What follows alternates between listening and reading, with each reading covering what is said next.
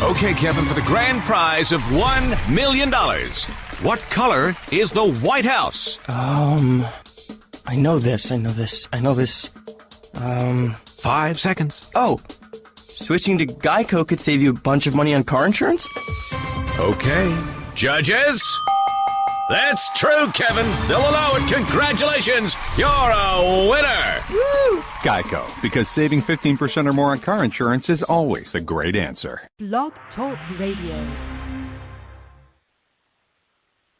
Hi, guys. Thanks for tuning in. You're listening to Animal Chatter. I'm Kellie, and my partner in crime and all things animal welfare, Leah Friday, is on too. Hi, Leah. Hi, Kellie. How are things there today? Everything is awesome in my part of the world. Excellent.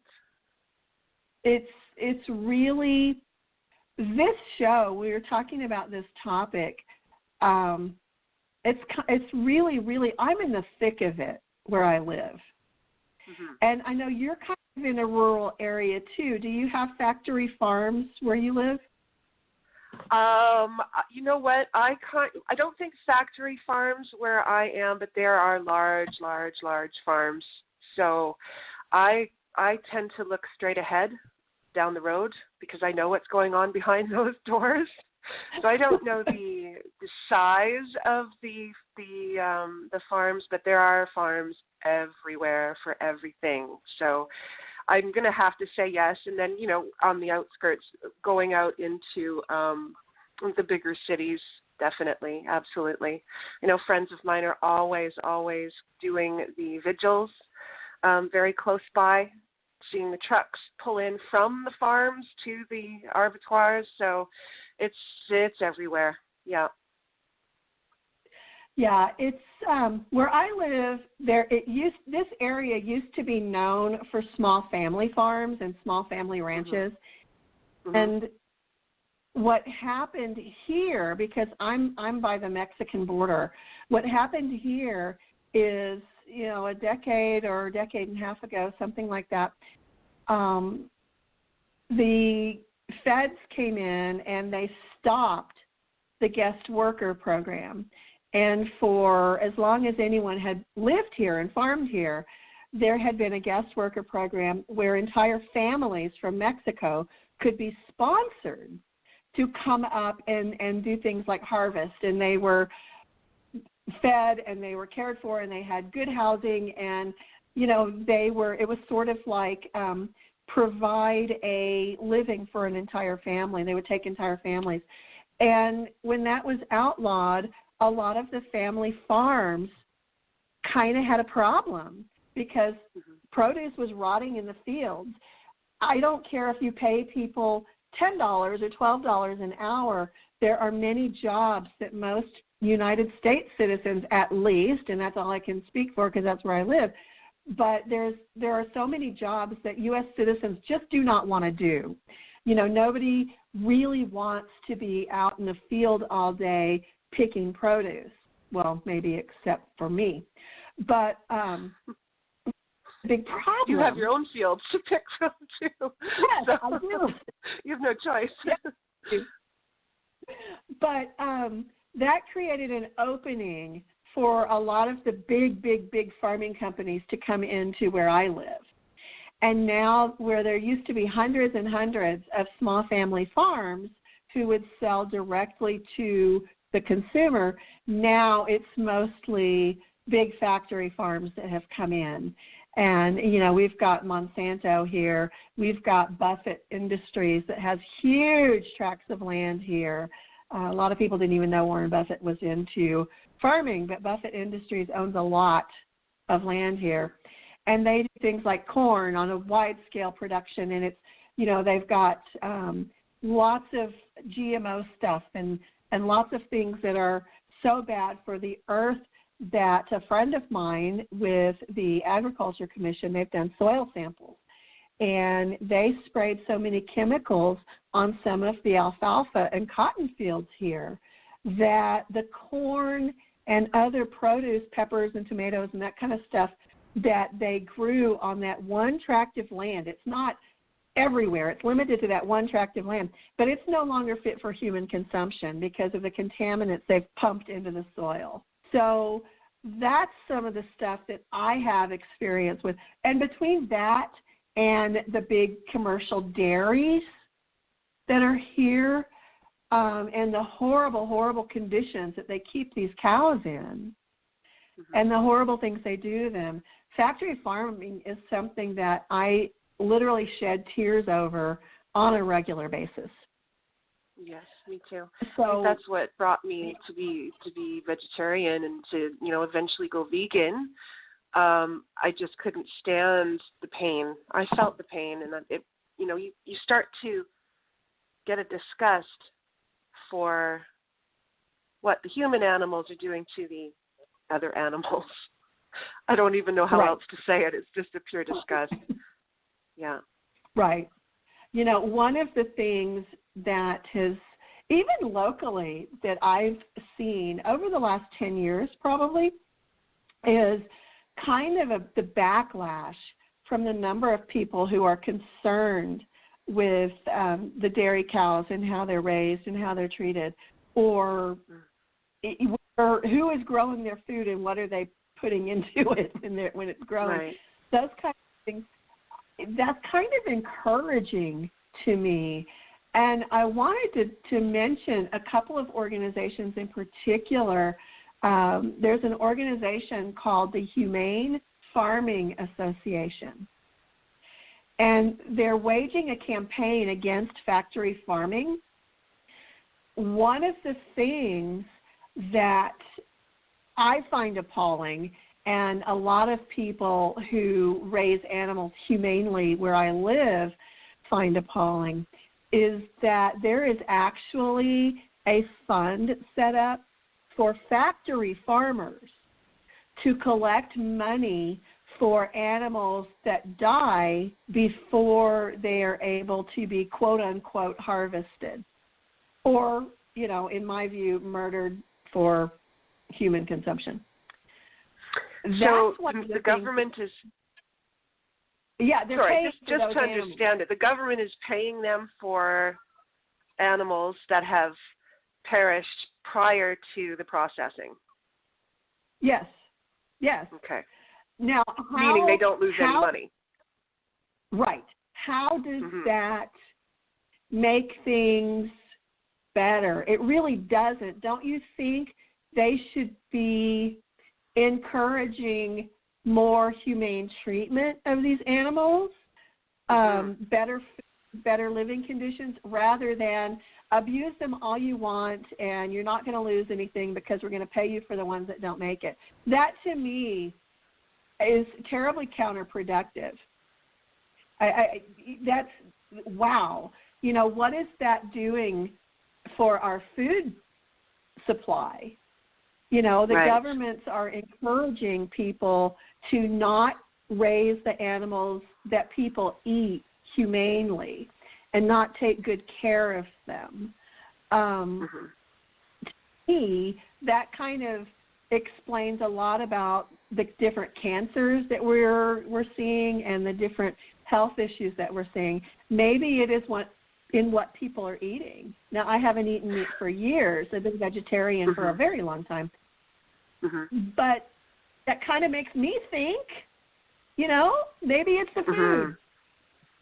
Well, I know that the Humane Farming Association, part of their agenda, too, is to protect the public from the misuse of the antibiotics and the chemicals and everything used in those horrible places. So we're eating what they're doing to those animals. Even if it's in a pretty package, in a beautiful, beautiful store, we're still consuming that, no matter what.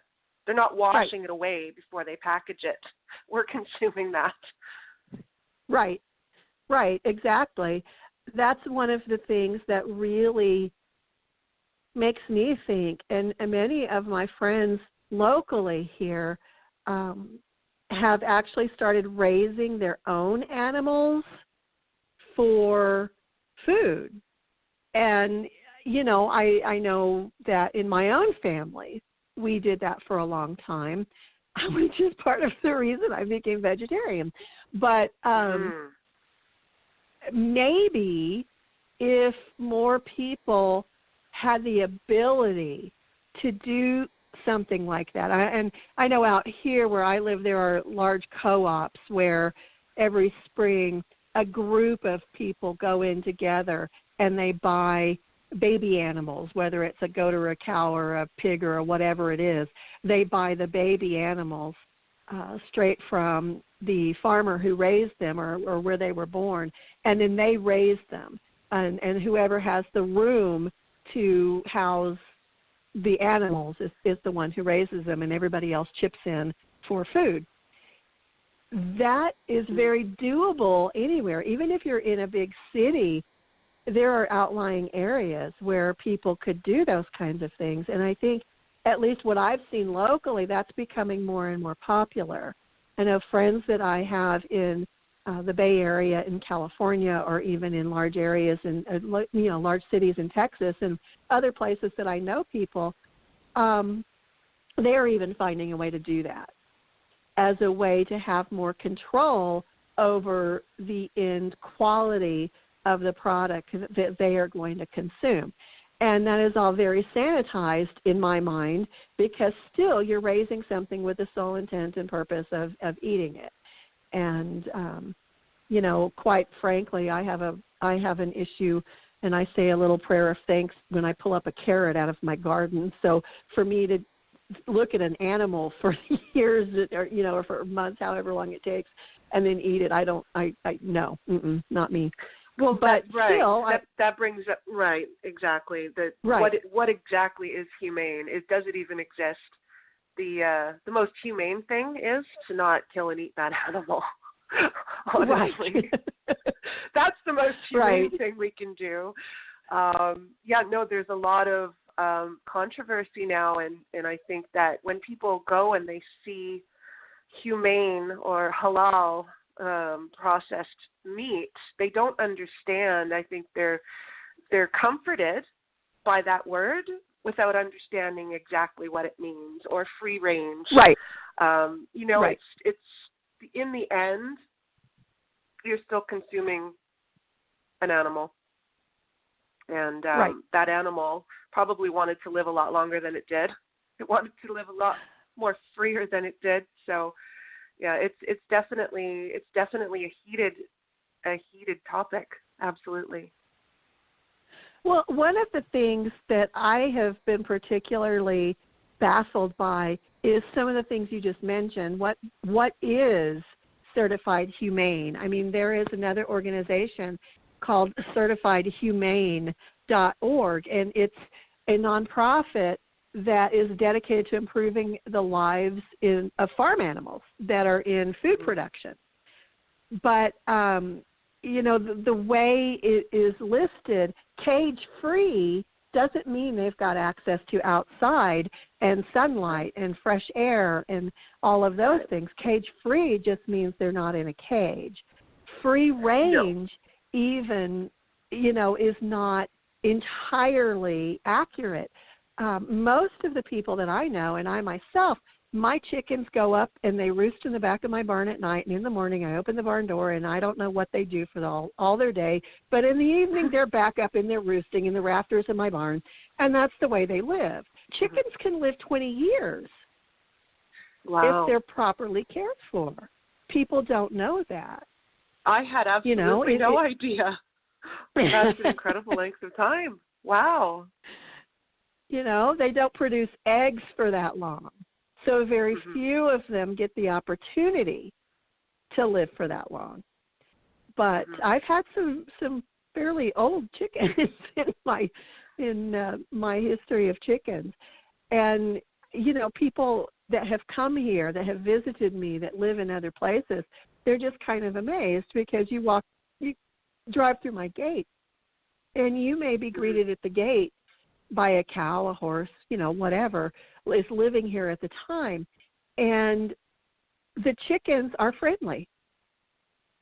And that people are shocked that I have friendly chickens. They can be quite affectionate, too. Yes. Excuse me. I have one chicken that likes to ride my horse.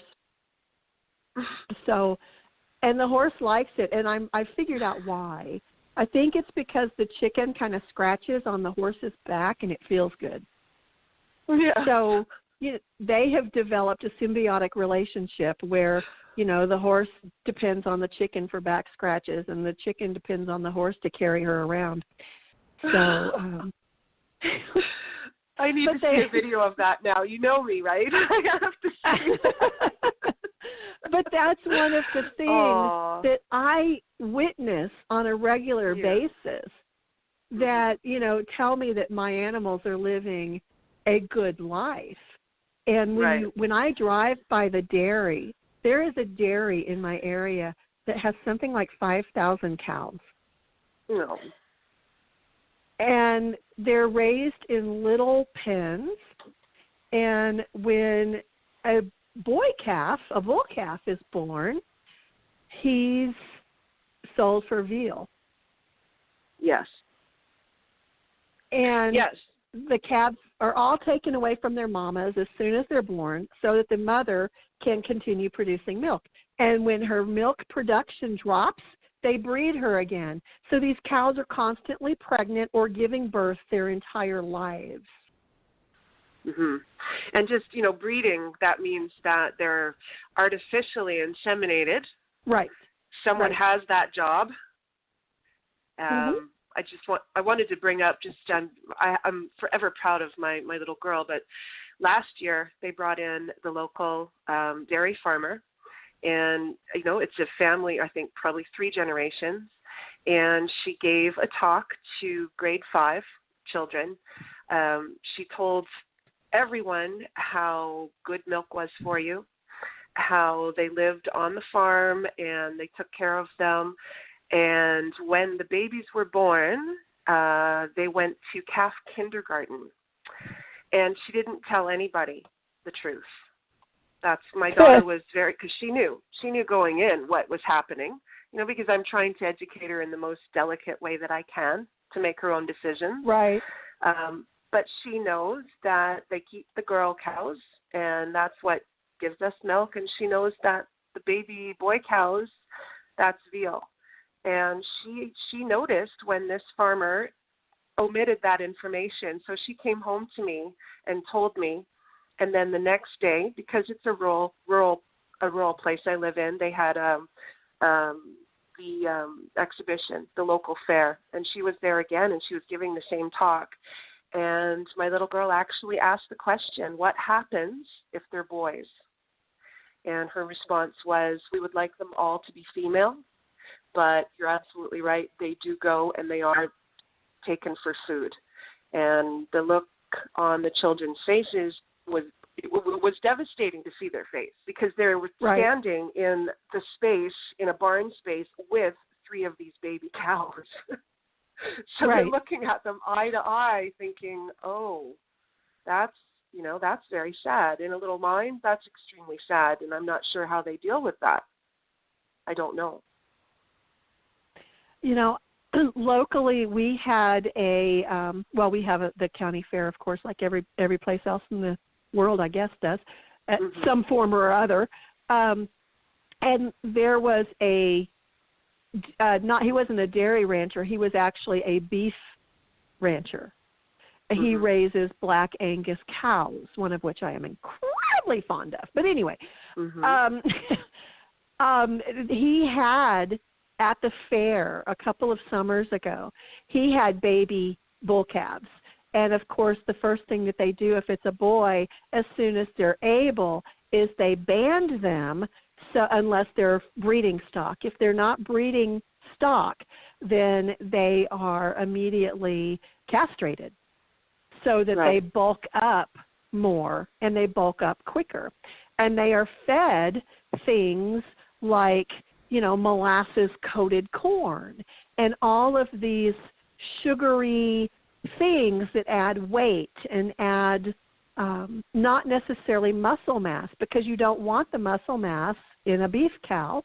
You really want the bulk. You want the fat. You want the tender stuff. And he was explaining what the cows were eating, what he was feeding them, because he was feeding them a mash at the time, and there was a group of kids around, kind of the same thing that you were just describing. And a little boy was looking at this baby cow, and the rancher was talking about what was in that mash he was feeding the cows, and he says, but who makes them eat their vegetables? They have to eat healthy. I'm a kid. He's a kid. We won't grow up if we're not healthy. Mm-hmm. And the rancher didn't know what to say. And the rancher's son or nephew or an older boy, a teenage boy, was there. And he says, look, this one's probably not going to grow up to be very old because we kill them before they're a year. Mm-hmm. And this poor little boy started crying. Yeah, of course. You know, the rancher was very upset with this teenager, and he says, what? You're sugarcoating it. Tell him the way it is. Mm-hmm. But we're not told the way it is. No, we're under a veil of secrecy. We're under a veil of exactly. It is a veil, and most of the time it can't be pierced unless you start looking and you start educating yourself. And a lot of people don't understand. Even just going back to the word banding, in my mind, from what I know, is that where they band the testicles and just naturally let them rot off? Is that what you're talking about? Yeah, that's the way they usually do it. Process. Well, because the other option is to cut them. And ranchers, at least locally, have realized that banding does the same thing and there's no blood. So but the pain is that's immense. What they and yes. Yeah. Oh, can you imagine? Yes. No, I can't even imagine. I can't even imagine it. Unbelievable. I know that in the pork industry, the piglets are castrated almost right from birth. Right. They're born, they're castrated, and their tails are cut off from, moments of being alive without anesthetic, without any kind of antibiotic. They basically flip them around, rip them out, and throw them back on the floor, squealing and running back to a corner. So that's how they start their lives. It's unbelievable to me that there's a person out there that has that job. This is what I think of. Right. And one of the things that always stuck in my mind is we know from medical science how horrible stress is for our bodies. Mm-hmm. Can you imagine the stress that these animals go through? Mm-hmm. That gets stored in their tissues. Right. And it's not what's happening. Sorry, go ahead. Right.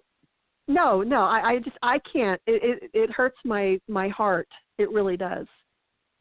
Well, there's going to be times, I think, Kelly, throughout this program, going into the different episodes where, I giggle a lot, I joke a lot. I like to keep things light. I am light and love, but I also I can flip the switch. And when I start thinking of these things, I become very angry. I mentioned that in the first episode. But it saddens me as well because I feel very, very helpless. I feel very judgmental, and I don't like to judge people on a good day. As professional coaches, the first thing we're taught is not to judge the situation. But I have a heavy, heavy amount of judgment for these industries, and I don't know what to do about it other than what we're doing right now, other than not consuming meat myself. My husband does, and that's something that I have to deal with. It's still coming in the house. I still have to sometimes prepare it. He knows that he has to prepare it himself most of the time. But my daughter is flipping back and forth to, well, that, chicken really tastes good. But then she looks at the package and I see 7 chickens. Count that. There's 14 chicken legs in there. That's 7 chickens that were murdered, basically, for that one package. So if you can think for a second, how many, like, is it 9 billion land animals, I think, every year? I think that's the number that people are dropping is 9 billion land animals are sacrificed basically for our plates. Right. And that's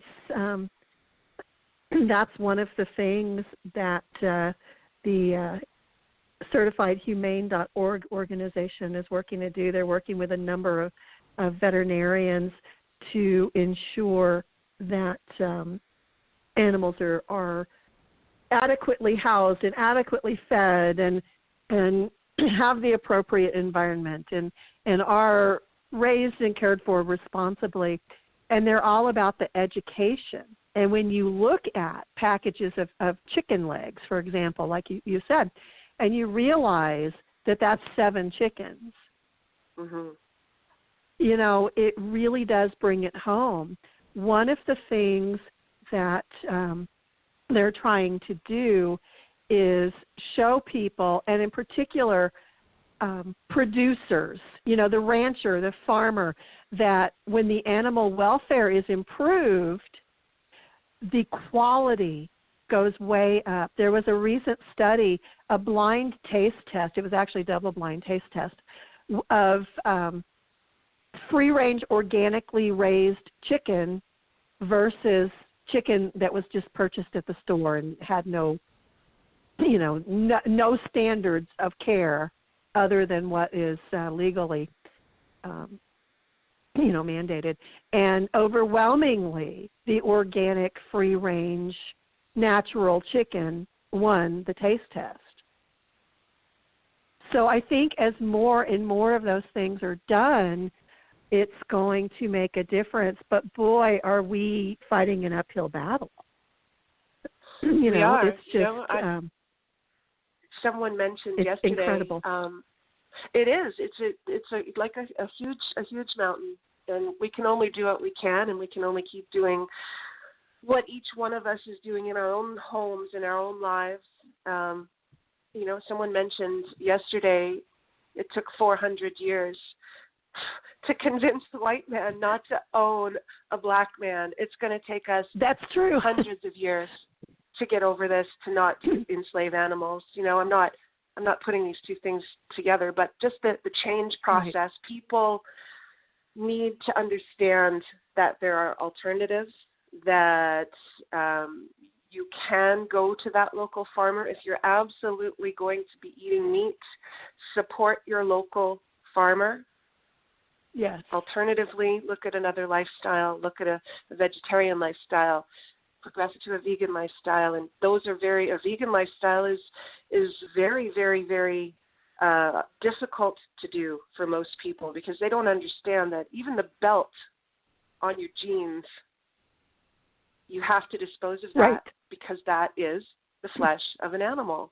So there's so right. much education to be done, but I think if we care enough in our own families, even as mothers, then we're able to delicately, systematically dole out this information. And I'm always about letting my daughter make her own decision about this.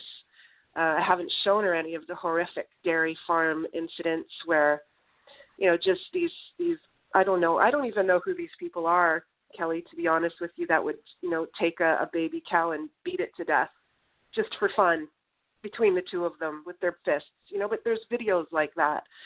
I don't show her those things. I don't let her see those things, because I know it's going to dement her. She's not going to be able to look at the world in a way that makes her feel safe. She's an absolute animal lover. We all are in this house, naturally, right? So what can we do to help people become educated? There's a lot of people that are going to say now, seeing this episode about humane farming, I think that they're going to be upset because we even instigated the subject of humane farming. There right. is no humane farming, right? So we have that opposing opinion. But I'm always thinking, I'm always thinking with a realistic mentality. We're not going to stop people from eating meat. I don't see it happening. I don't see it happening. So what else can we do to make it a better process? What else can we do to make it better for the humans that are consuming the animals? What can we do to hold the factory farm workers accountable? What can we do to hold accountable the major corporations? I won't name any, but the chicken industries and the hamburger industries and, you know, all over the world, worldwide. These animals have got to be produced on a mass level. And people don't understand that burger is coming from a place you probably, in the end, wouldn't even feed that burger to your dog if you saw where it was coming from. I think it's a lot about education. I think social media has made it a lot more obvious how these animals are treated and housed. But really it comes down to the individual. It comes down to people starting to really care about what they're ingesting enough to step up and say, we need stronger laws. This is not okay.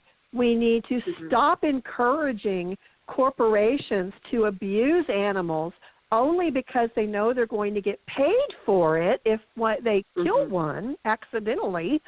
We need to stop that. You know, that's really encouraging the wrong thing. That's like when I was a kid, it was very common practice for parent to spank or other ways strike their kid. It was kind of socially accepted. And that's like, you know, a father hitting a son or smacking his kid and then the kid going out and kicking the dog. That's what we're teaching people. We're teaching people that it's okay to raise animals inhumanely for the food consumption, the food industry, because someone is still going to pay the bill if, we beat that calf too much and it died. We need to stop that. It's horrific. And I'm not one of those people that thinks that wide-scale, you know, public bashing of individual places or people is the way to go, because I think that we have to start more at a ground level. It starts with our kids.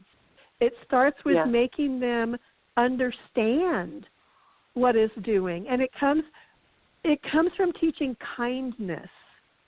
You can't tell me that anyone who is kind and who embraces kindness in their lives is going to look at the food industry and these factory farms and think, that's kind. Right. You know, the compassion and the empathy. Yeah. Right. Exactly. So what do we do? You know, there's a lot of people that say, well, write your congressman. Yeah, and what are they going to do? I think it comes down to individual choice. I read somewhere that even families that do 1 day per week of not eating meat have an impact if everyone does it.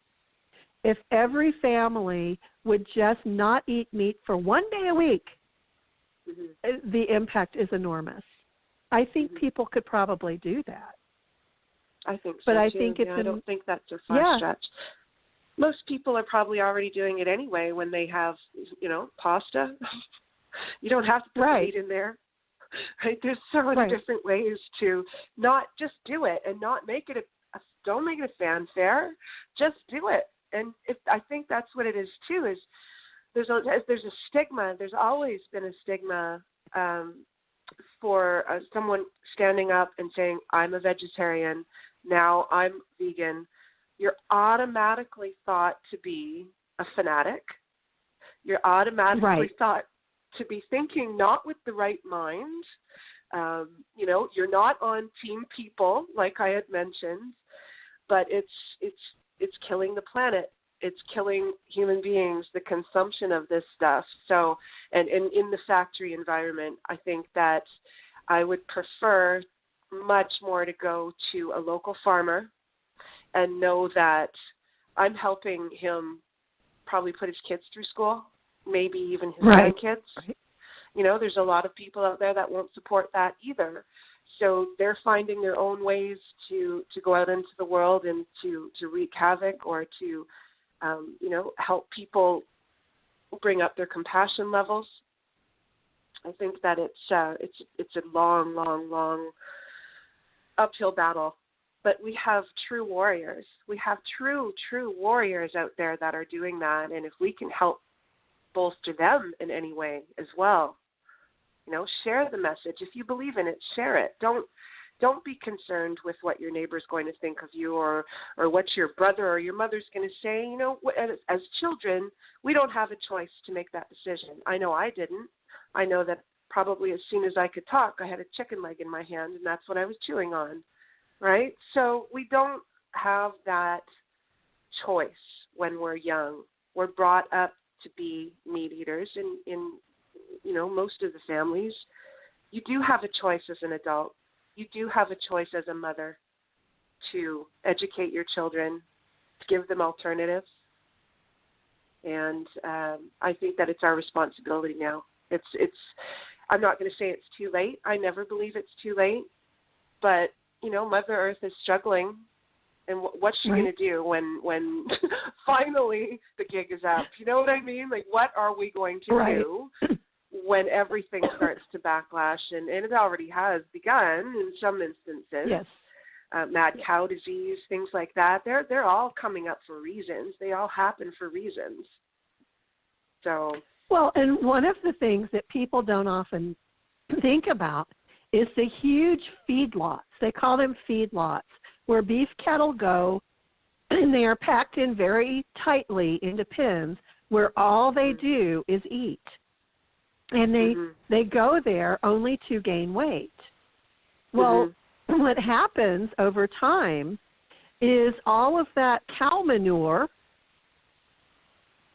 soaks into the ground and can contaminate the groundwater. Well, who drinks the groundwater? It's not only the cows. People drink that too. Right. So then you're in a situation where you need to overly chlorinate and chemically treat the water so that it's safe for human consumption. All right, well, what does that do over time? Right. Right. It goes back into the water. So we're polluting ourselves, and people don't want to take that responsibility that we are polluting ourselves. Right. It does become overwhelming, though, doesn't it, Kelly, for people to think, I'm just one person, I'm just one family, and it's all way too overwhelming. Everybody's doing it. I should just eat meat. The easiest way out. They don't understand. They just don't understand the alternatives that there are out there. Right. They don't understand that you're actually feeding your children something that you don't understand. You don't know what you're feeding them. You're programmed to feed them anyway, and they're programmed to consume it. So there's got to be a break in that programming, and I think that's what's happening now is whether people use the shock factor, whether they use compassion and education, I think all of these methods hand in hand can work to certain specific individuals. You're going to see a big burly guy who eats meat and he works out and he needs his protein, and they're not going to understand not to eat meat. But then you'll see a beautiful, beautiful sculpted vegan man on another instance, and he's never eaten meat, and his body is perfect in every way. So there's always arguments for either side. And even that becomes overwhelming, is trying to look at the arguments and trying to see what side you're really on. What side are you truly on in your heart and in your mind? If you were not programmed from a child to eat meat, what side of the fence do you think you would be on? I have faith in humans that we would be living with them as we should be.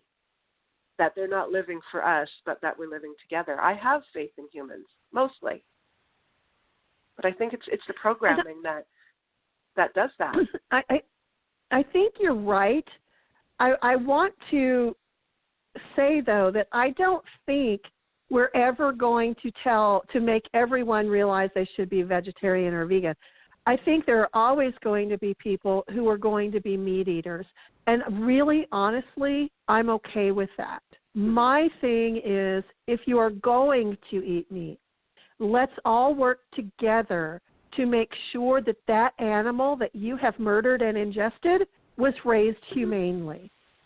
Right. You know, even Native North American tribes gave thanks to the deer for sacrificing its life for the people. And I think maybe if we go back to some of that thinking where you're conscious of what you're doing, too many times I think people are just on autopilot. They're not really conscious. They're not really present when they're making that decision to buy that steak or, you know, cook that lamb or whatever it is that they're doing. And I think if people took a second and realized what they were doing, maybe they would care a little bit more about how the animal was raised. You know, anyone who has studied energies, and I'm a Reiki master teacher, and I've spent most of my adult life studying energies in different modalities. Anyone who has done that can see that when you're stressing an animal from birth, basically, and you are raising them in horrid conditions that produce terror in the animal every single day, the end result for people who are eating that animal is not going to be as healthy as it could be. So I've come from the point that if you are going to be a meat eater, wouldn't you think you would want that to be the highest possible quality that you're putting in your body? Mm-hmm. It just makes sense to me from that standpoint, from a standpoint of if you are going to cost a living, sentient being its life, wouldn't you want to make sure it was worth it? And I'm thinking that a lot of people that's never crossed their minds. They were programmed from birth, like you just said, to be a meat eater, and that's all they know. And they don't really realize that there are other ways to get protein. But I know of 2 professional bodybuilders who are vegetarian. Mm-hmm. So there are other ways. I just think it's a matter of showing people that there are other ways. And if your end decision for your own personal self is that you are going to eat meat, at least care enough to look into how that meat, that animal, is being raised. You know, so often they are pumped full of chemicals that make them gain weight. They're pumped full of antibiotics. They're pumped full of vaccinations for different things, which they wouldn't have in nature.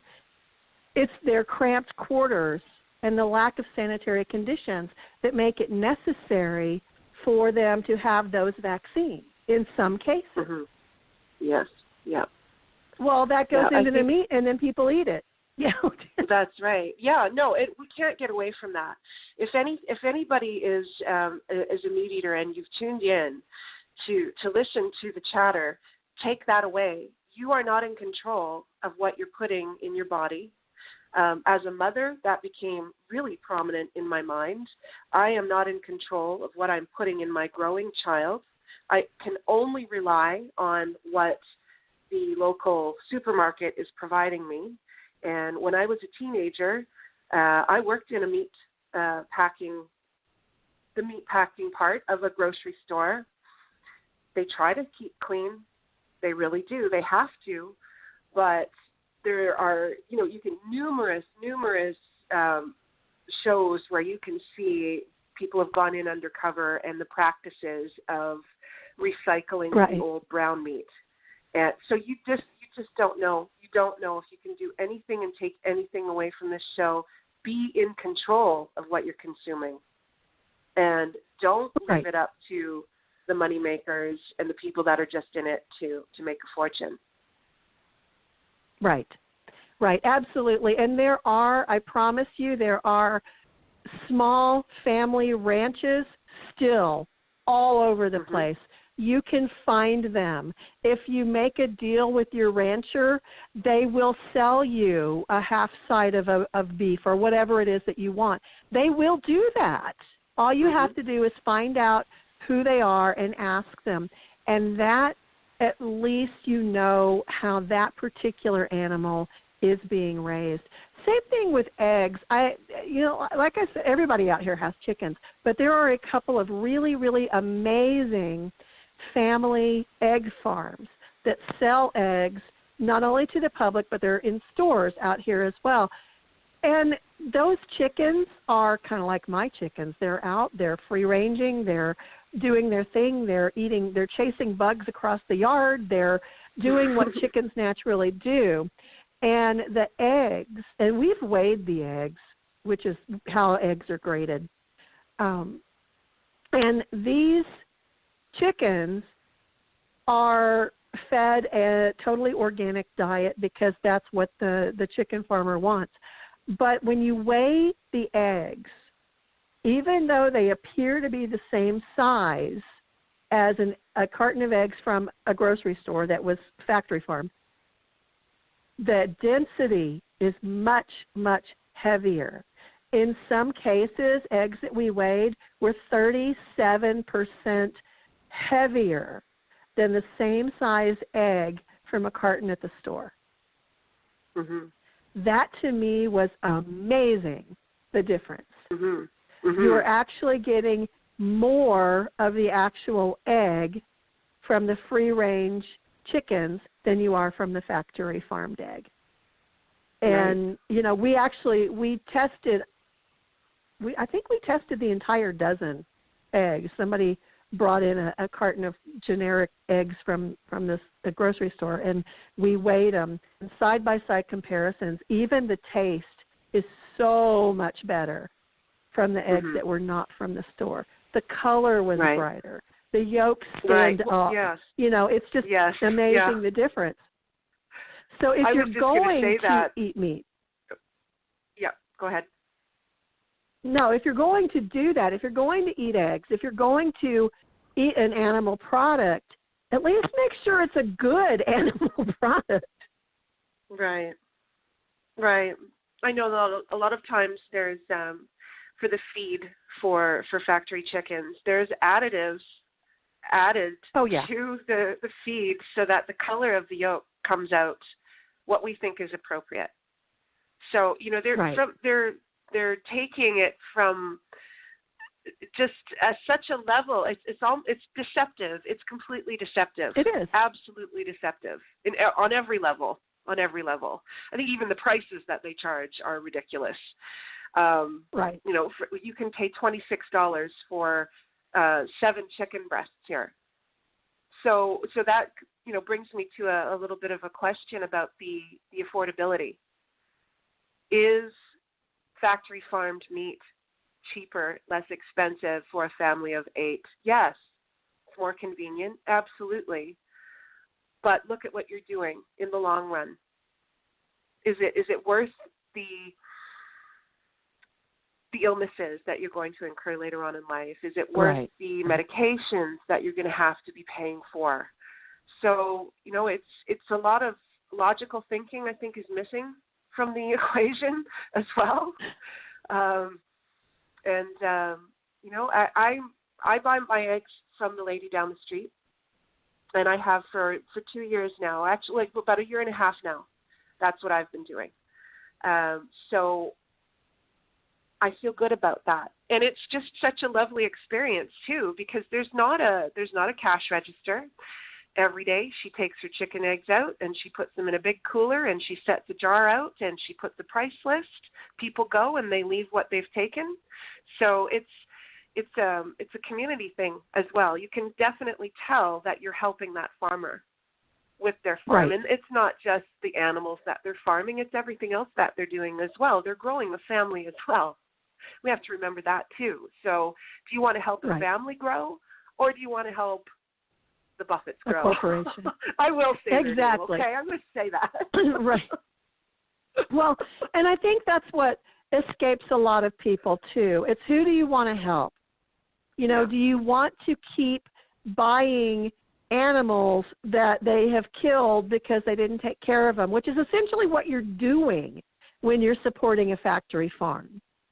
Mm-hmm. Or do you want to help that neighbor kid play sports or take ballet or play a musical instrument? Or do you want to help them go to college? Or who do you want to help? Do you want to keep the money in your own community? Right. Or do you want to help the factory farm? Right. And that really is something that we need to have a discussion about. I was very fortunate. The way I grew up, we grew most of our stuff. I mean, I remember when I was a kid, I was a young kid, probably 6, 7 years old, and my grandmother saying, dinner's going to be ready in a few minutes. Go outside and pick the salad. Yeah. Amazing. I didn't think anything of it. But now I value that experience. I had a pet chicken. You know, I had several pet chickens, but one I was very, very fond of. And through my life, I've been very lucky that I was raised by a family who was that connected to where things came from and how things grew. And I realized not everyone had that experience. But there are certainly advantages in my mind of being a farm kid. You know, as much as we were made fun of for growing stuff in the backyard and neighbors saying, "What are you doing? You're foraging for nuts and berries again, huh?" But you know, I'm laughing now because I'm in a much better state of health than some other people are that are my age that have similar health issues. There is a trade-off. If you're buying cheap food and you're eating cheap food, you are not getting all of the nutrients from that food that you could get if it was a little bit better. And yes, I know please don't email me on this. I know. You're talking to someone who once made soup out of ketchup packets. So I understand financial difficulties. I do. Right. And I know that sometimes you don't have a choice. But here is my suggestion for people listening who are saying, well, I can't afford to eat the way you want me to eat. Take one day a week, don't eat meat. Think of how much you're going to save at the grocery store by not buying meat for every single day of the week. Look at it from that standpoint. If you don't care about animals and you disagree with everything we've been saying about how animals are treated in factory farms, at least look at your own bottom line and look at how much you would save if you didn't buy meat to consume for 4 days every month. Because that kind of adds up. It does, absolutely. For me, that would add up to a minimum of $120. And I'm just talking chicken, right? So I noticed a drastic decrease in our weekly grocery bills when I stopped consuming meat. And I've been fluctuating over the years due to different things, due to health reasons. And is meat good for me? Is it not? Is it not? I know that it's not good for me, whether it's health-wise or not, mentally, spiritually. I just can't do it anymore. I'm refusing to do it. I can't, and I won't. That's my little bit of a stand up, and I'm shouting enough. If it's just for myself, if one person out of every family were to do that, it's going to make a difference. The tide will change so that people will start to look at these factories, and they're going to start to insist, and they're going to start to make sure that these animals are processed in the most compassionate way. There's no compassionate way to kill an animal and eat it. We know that. And, we can talk for hours and days and weeks and months about that. People are never going to change their minds. It's very black and white in that decision. Very, very black and white. You decide to eat meat, you're killing an animal to consume it, you're a murderer. That's what people say. So, if it's not for the compassion, like you said, if it's not for the compassion of the animal, think about what you're putting in your kids' mouths. Think about how you're damaging your body and what that's going to do to you later on in life. And, if all else fails, like you said, look at your bottom line. It does. I'm one to say it does. It absolutely made a difference when just me, the mom, stopped eating meat financially. Right. Yeah, I should have used that money to go to a gym, but I didn't. Well, in my case, I used that money to feed more animals. So, There you go, buy hay, yes. Yes. Yeah. But, it is an individual choice. It does come down to an individual choice. I would ask everyone listening, and I know we have some callers. We are so short on time that we really don't have time, but thank you for calling in. Please call in again. And they can leave a comment too, right? Yes, you can also leave a comment and reach out on social media to either Leah or myself. Please, we would love to hear from you. But it really, really comes down to really think about what you're doing. Strive to be conscious. When you're at the store, think about, is there a local farm or maybe a co-op if you're in a city? Maybe there's a local co-op that gets together and buys food straight from a farm rather than, the factory farm stuff that we're all forced to buy pretty much at grocery stores. Ask yourself those questions. Was this animal humanely raised? Do I know that? Can I find out? Do I care? Those are questions every one of us needs to ask ourselves. And really, I think as people become more and more quote-unquote conscious, which I really don't know about that term, that one and awaken, what does that even mean? I don't know. But as people get more in touch with themselves and what really matters to them on a deep personal level, I think we're going to find more and more people forming co-ops. Maybe if there's not a co-op in your area, maybe you need to talk to your neighbors and your friends and see if maybe you can form one. Right. Because I know from experience, yes, I know from experience, if you get a large enough group of people together and you go to a family ranch or a family farm, they're going to cut you a deal. And it's going to end up better quality for less money in the long run. So I'm going to step off of my soapbox now. and excuse me, I've got a coughing thing, allergies today. But thank you guys so much for listening. Please look for the link to this show on Facebook. It's all over the place. I've been sharing it. I know Leah's been sharing it. Some other people have been sharing it. Chime in. Let us know what you think. I don't care if you're going to chime in and say, I'm going to eat meat forever. That's fine. That's your choice. I would ask that you be open-minded enough to realize that some of us, that's not the right decision for us. Right. I think either side is not ever going to win if we continuously hit each over the head with our idealism. That's never going to solve anything. If we can come together and create a system that works for the industry that we're talking about. I know it's already happening. There's things that are happening now that are going to change the tide with that. So all we can do is keep pushing forward and making decisions the best way that we can. And that's a perfect way to end the show. So thank you guys for listening. Tune in next Tuesday at 2 p.m. Eastern, and we'll do this all over again. Please share the show, chime in with your comments, and we'll see you next time. Have a great week until then. Bye, guys. Bye-bye.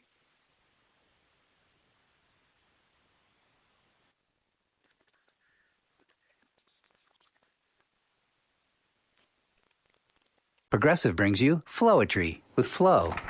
When Flo flows, she flows in the know. Mind ruminates the rates. Shown them all, I heed the call. Seeing the rest, I choose the best. Sometimes it's ours, sometimes it's not. When the fox walks, is it called a fox trot? That's a real question. Compare Progressive Direct rates with competitors' rates. Visit Progressive.com. Progressive Casualty Insurance Company and affiliates. Comparison rates not available in all states or situations. Prices vary based on how you buy.